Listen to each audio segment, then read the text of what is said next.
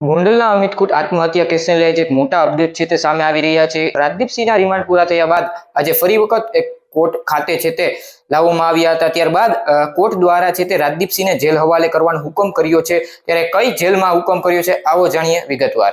વૈષ્ણવજન તો તેને કહીએ જે પીડ પરાઈ જાનાને રે।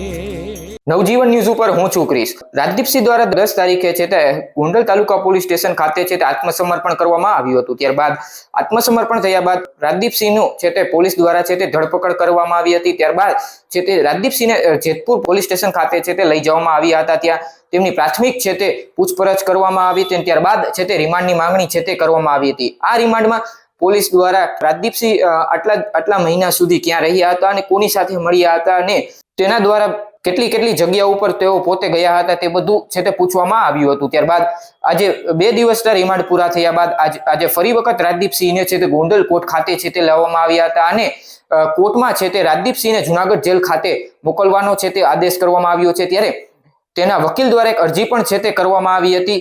એમાં છે તે ઉલ્લેખ કરવામાં આવ્યો છે કે રાજદીપસિંહ અમરેલી તથા જુનાગઢ જેલમાં છે તે મોકલવામાં આવે, કારણ કે રીબડા પેટ્રોલ પંપ ફાયરિંગ પ્રકરણમાં અન્ય આરોપી હાલ રાજકોટ અને ગોંડલની જેલમાં બંધ હોય, તેથી કરીને રાજદીપસિંહને કાં તો અમરેલી કાં તો જુનાગઢ છે તે જેલમાં મોકલવામાં આવે તેવી પણ એક રાજદીપસિંહના વકીલ દ્વારા છે તે અરજી કરવામાં આવી હતી। ત્યારે રાજદીપસિંહને હાલ અત્યારે જુનાગઢ જેલમાં છે તે મોકલવામાં આવ્યા છે।